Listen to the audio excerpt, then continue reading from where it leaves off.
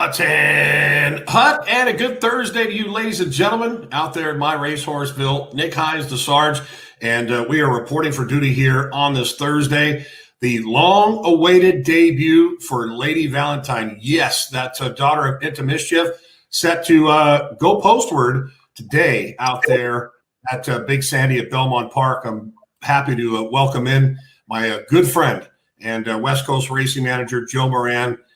Wonderful day and the long-awaited debut for Lady Valentine. Yeah, it's very exciting all the time. Whenever you have a horse, from the time we had Lady Valentine, getting to see her develop at King's Equine, get her first shot as a 2-year-old with Todd, not really be able to be there physically, mentally to run as a 2-year-old, get that time, that patience, and see that be rewarded. Now to see her make her debut as a 3-year-old, very exciting. Just want to let the shareholders know that due to contractual restrictions, unable to show the long-awaited debut for Lady Valentine, in addition to Quick Conversation, who will be competing earlier in the card, along with both Tiz Magician and Got Stormy on Saturday due to an NYRA restriction, not able to have a watch party for those particular races. In fact, all of which this week. But the good news is once the race have concluded, we indeed will show you those replays in full mode. All right, Joe, we talk about the journey for what an incredible, again, journey it's been for Lady Valentine. This is a horse that was part of the famous Philly 4, and we've already produced a one graded stakes winner out of that group with Moonlight d'Oro. The patient's paying it forward as she makes, again, working on her return back to the races for potentially a target at the Breeders' Cup. What goes in to the process? We relegate and take ourselves back to when she was a yearling. She was purchased for $385,000 in a partnership there with Spendthrift Farm. At that stage of the game, how does the journey begin for a filly like Lady Valentine? Yeah, well, one, we had high expectations for her from the beginning. And when we first got into her, she was at Spendthrift Farm at the time. She progressed to King's Equine, where she gets that foundation along with all of our other 2-year-olds when they go through that breaking process. And it's really a step-by-step process. Each horse you have to take as an individual. Every horse can handle things differently.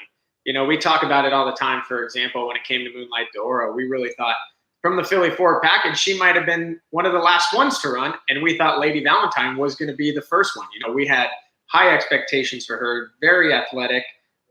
She hit a big growth spurt. She's a beautiful looking filly by Into Mischief, who Precocities, runs in his pedigree.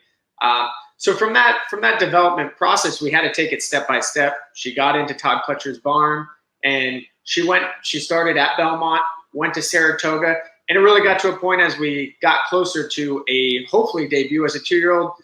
Todd kind of just said, I'm not quite sure if she's ready there mentally to keep going on. So that's when, we had to take the initiative to kick her out to the farm and give her that time to develop, mature mentally and physically, grow into that body. And, we've touched on it in our Wednesday work show multiple times, how when you see her physically travel now, she just looks more put together, right? A horse with her size, she hit that growth spurt as a 2-year-old. Now she looks like she's all come together. And here we're actually going to look at a video. This was back when she was a 2-year-old before ever hitting the main track. This was her as a 2-year-old at King's Equine over a year ago now when she was there. And she's on the outside breezing. This is when she was going through that development process, breezing 1/4 miles with Raul with other 2-year-olds. The one inside of her was not one of our 2-year-olds.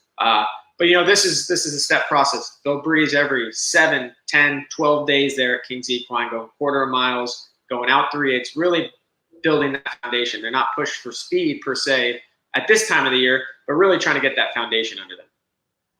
All right. Well, again, the journey beginning essentially there, the breaking process purchased in September as a yearling. It's been 2 years as she debuts as a 3-year-old. It's interesting to note that her mother, my Lady Lauren, this will be the second full to race. She herself broke her maiden career start number 3 as a 3-year-old. So not a surprise that it has taken Lady Valentine some time to mature. Plenty of win penchant in and throughout the pedigree, and as it is concerned. You mentioned as she trained last year, and in fact, she did have a few workouts at Saratoga. It was deemed, hey, we need to kind of pump the brakes a little bit, give her some time to develop accordingly. She has since March 22nd at Palm Beach, where she had trained primarily, now obviously up in Saratoga. She's been very forthright, 7-8 day pattern in her work tab. And just a reminder that race tomorrow at Belmont Park is the 5th, today actually, the 5th on the card, approximate post time 5:13 Eastern, and she's been dispatched on the morning line, installed as your 2-to-1 favorite after the party, coming in with some experience at 5-2. All right, Joe. Well, again, as we know, with first-time starters, the difficulty of having them fully cranked, it goes without saying. I mean, what really is a percentage if you were to have, let's say, a base of 20 horses that ultimately and finally made it to the racetrack? What would be that percentage? I mean, in reality, of those horses winning on debut? That's a tough one to say. What I don't know what the exact percentage is, but I mean, for me, maybe 15% would probably be a strong number. But somewhere in between that 10 to 20%, you'll see. Certain trainers are better at getting horses ready to go. You'll see, for example, Todd Pletcher, first time out from a sample size of 209 runners, is hitting at 17%. That's a very strong number right there. He's getting the support as him being dispatched as a 2-to-1 favorite. We have some other well-bred horses in this race. John Kimmel and To Mischief, 3-year-old filly that they paid $750,000 for.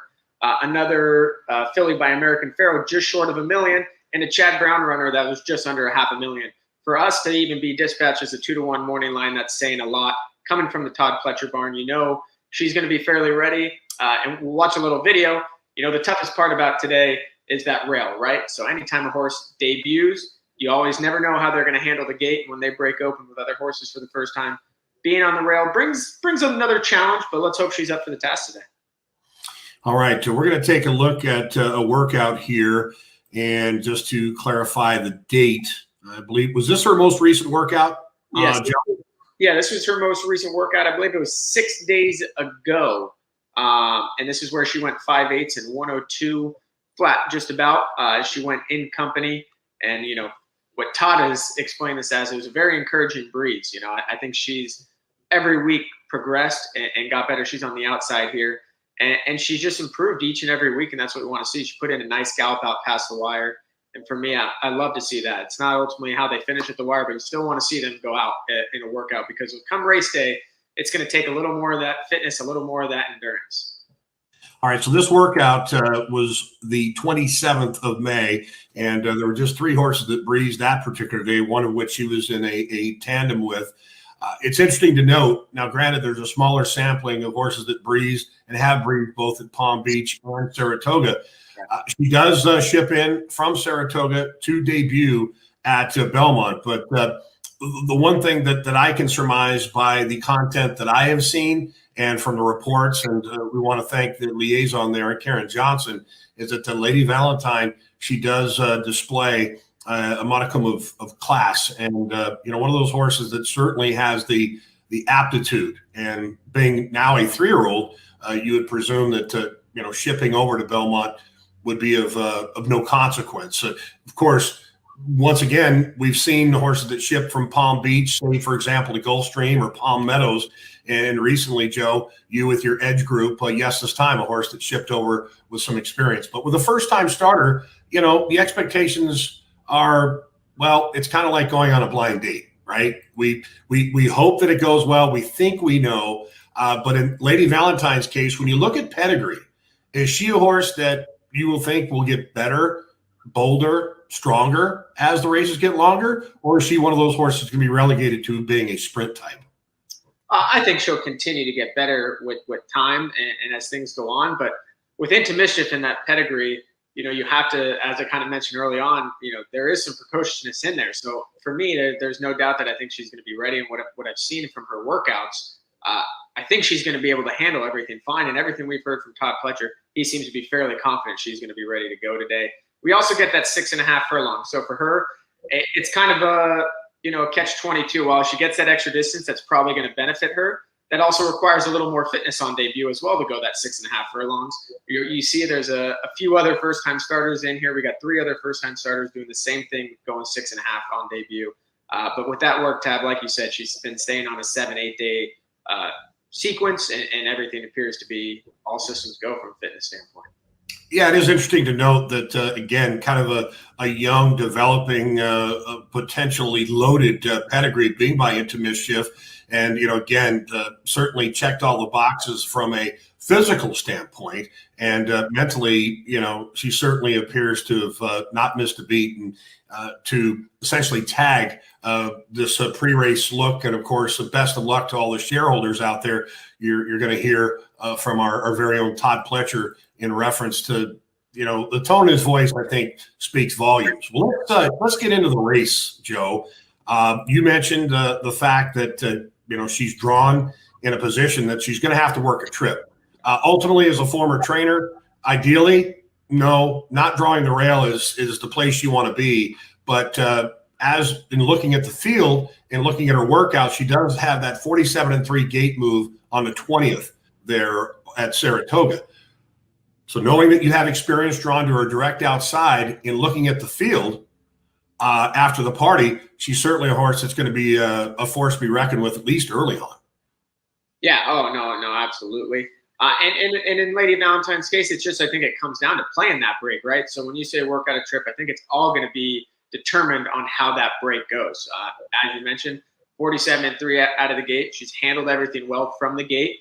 Pending she breaks well, I think she's going to be naturally in a forward position. As you also mentioned, after the party, right on the outside, has that speed 1.5 mile in 45 seconds. So you have to expect that horse is going to be on the engine early as well. Yeah, absolutely. And I think when you look at the statistics with Jeremiah Englehart with horses making career start number 2, it's interesting to note as we take a look at the PPs, and a big thank you to Hannah McKenzie behind the scenes in reference to the content, of course, Steve.